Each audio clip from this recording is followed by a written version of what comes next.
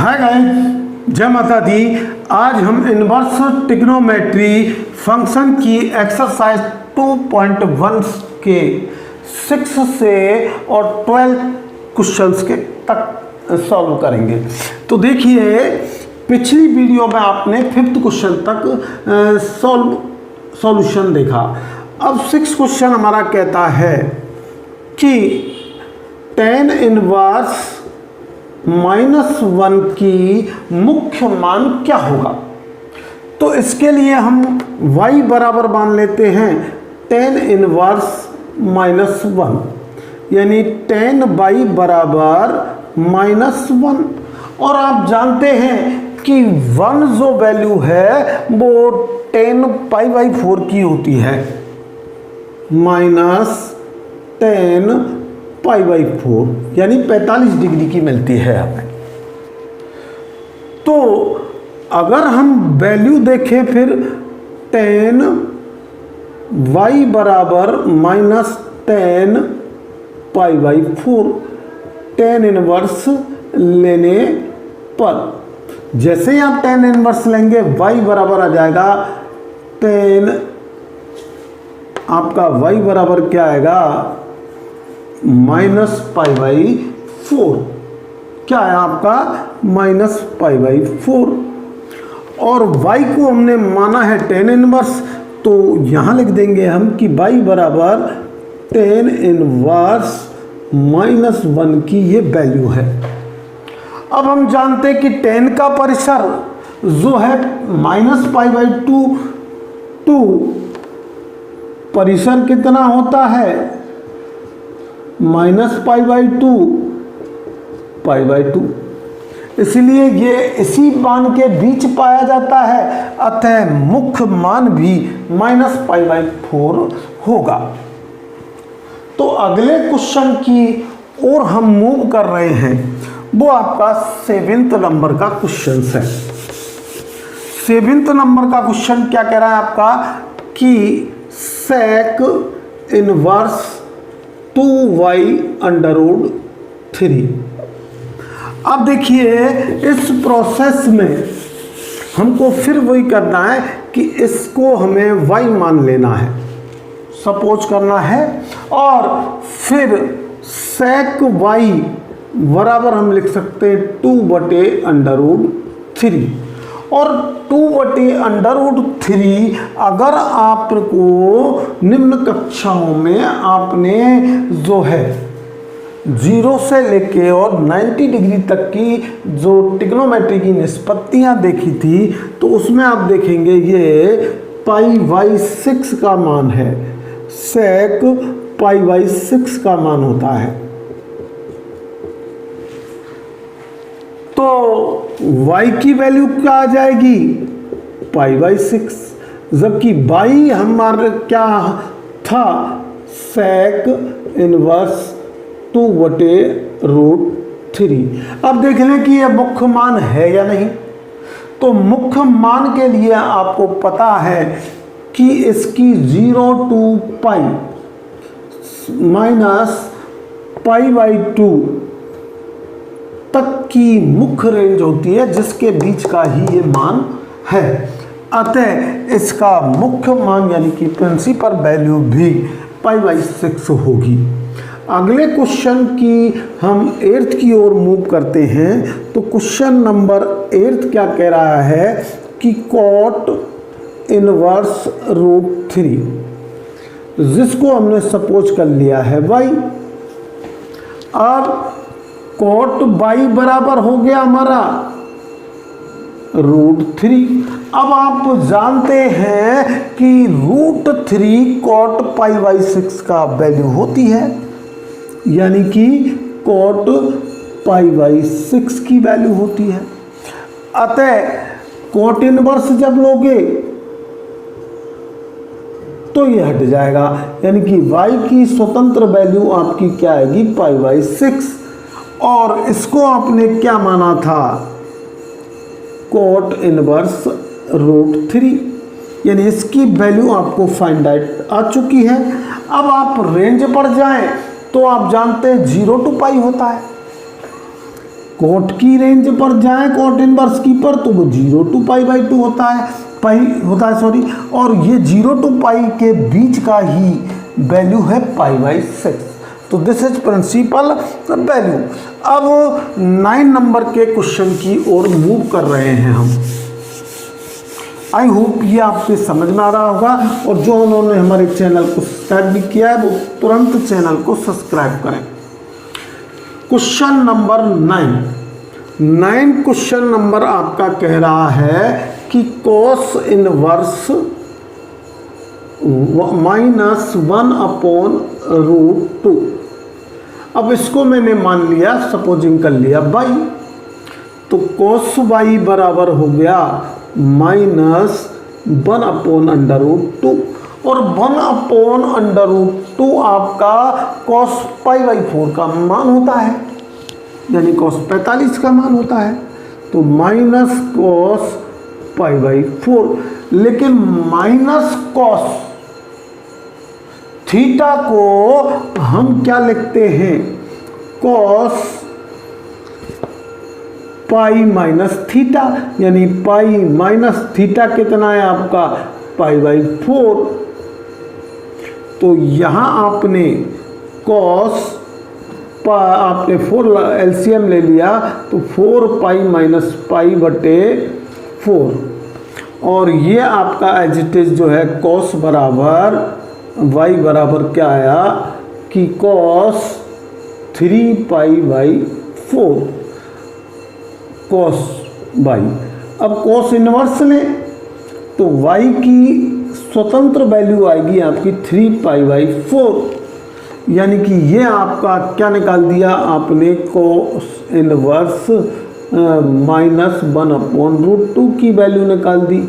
अब इसकी रेंज देखें तो रेंज आप जानते हैं 0 to π होता है, 0 π होता है, और ये वैल्यू इसी के बीच की है, तो this is the principal value. Question number 10 की ओर मूव करते हैं। तो क्वेश्चन नंबर 10 जो है आपका,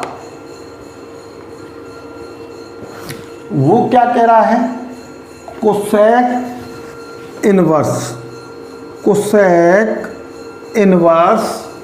-√2। अब ये मैंने मान लिया बाई, तो कोसेक y बराबर आपका -√2, और -√2 आप जानते हैं कोसेक π/4 की वैल्यू होती है, तो यहाँ आ जाएगा आपका माइनस कोसेक π/4।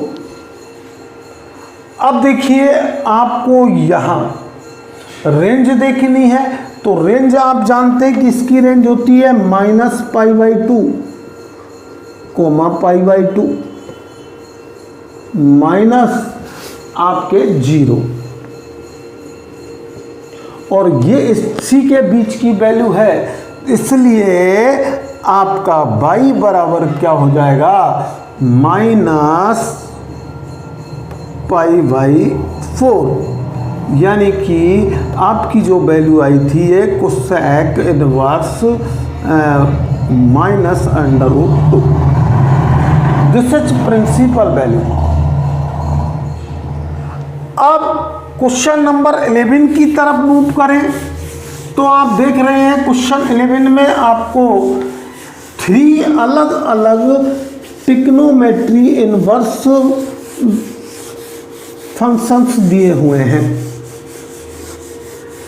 तो तीनों की एक तरीका तो है अलग अलग करके, लेकिन ये वीडियो फिर लंबा हो जाएगा, इसलिए आप अलग करके खुद देखेंगे, और मैं सीधा आपको ये बता रहा हूँ कि tan inverse 1 plus cos inverse -1/2 plus sin inverse 1/2, तो ये आपकी वैल्यू है। अब आप जानते हैं कि ये 10 π/4 का मतलब 1 होता है, तो यहाँ वही क्रिया करेंगे जो अगले क्वेश्चन में की थी। तो आपका स्वतंत्र रूप से tan इनवर्स 1 की वैल्यू π/4 आएगी।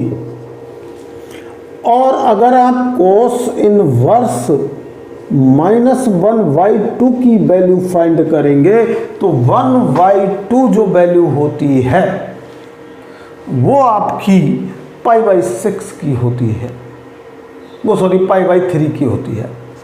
किसकी होती है? π/3 की। तो माइनस cos π/3 लिखेंगे। लेकिन मैंने ये बताया कि इसको प्लस में लिखने के लिए आपको पाई माइनस π/3 करना पड़ेगा। तो ये आपका हो जाएगा cos 2π/3, यानी कि आपके ये जो y मैंने मान रखा था cos y, इसको y मान के चला तो आपकी y की स्वतंत्र वैल्यू आ जाएगी 2π/3। अब इसी प्रकार आप करेंगे जब साइन इनवर्स -1/2, तो इसकी वैल्यू आपको टेबल के आधार पर -π/6 मिलेगी। क्या मिलेगी आपको? π/6। इसको इक्वेशन नंबर 1 डाल देना, इसको 2 डाल देना, इसको 3 डाल देना, और प्रश्न में आपको मान रखने पर, तो क्वेश्चन में जैसे मान रखेंगे तो ये π/4 है, tan इनवर्स 1 cos इनवर्स -1/2, ये आपका जो है वैल्यू आई 2π/3, और इधर ये वैल्यू साइन इनवर्स की आई आपके π/6। तो यहाँ आप एलसीएम ले लें तो आपका ये एलसीएम आपका 12 आ जाएगा, यानी कि 3π + 8π - 2π, और 11 में से आपके ये गए तो 9π/12। अब देखिए 3 से कट रहा है, 3 × 9 3 चक्कू 12, यानी कि ये इसका कैलकुलेट होकर के वैल्यू आई 3π/4। This is your answer. अब क्वेश्चन नंबर 12 को सॉल्व करते हैं और वीडियो का समापन करते हैं। तो क्वेश्चन नंबर 12 क्या कह रहा है आपका कि cos इनवर्स 1/2 + 2 × sin इनवर्स 1/2। अब आप जानते हैं कि सपोजिंग करना है आपको कि y बराबर cos इनवर्स 1/2, तो cos y बराबर हो गया आपका 1/2, और 1/2 वैल्यू होती है आपकी cos π/3 की, cos π/3। तो y बराबर आपका क्या आ गया? जब इनवर्स लेंगे तो π/3। इसे इस समीकरण 1 डाल दिया। अब इसी प्रकार आप देखेंगे साइन इनवर्स, इसको भी हमने y मान लिया 1/2, और साइन y बराबर आपका 1/2, लेकिन साइन में 1/2 आपका π/6 होता है, साइन π/6 की वैल्यू होती है। तो इन्वर्स लेने पर आपका y का स्वतंत्र वैल्यू आएगी π/6, समीकरण 2। तो आपको कुछ नहीं करना, यहाँ मान रखना है। मान रखने पर मैंने मान रखा तो इसके था π/3 + 2 × π/6, और ये 2 से 3 बार कट गया, यानी कि π/3 + π/3, और ये 2π/3 इसका आपके पास आंसर आ चुका है। तो आज का वीडियो कैसा लगा ये ज़्यादा से ज़्यादा लाइक करके, शेयर करके, और जो हमारे चैनल पर नए हैं वो चैनल को सब्सक्राइब करके बताएं। Thanks for watching this video.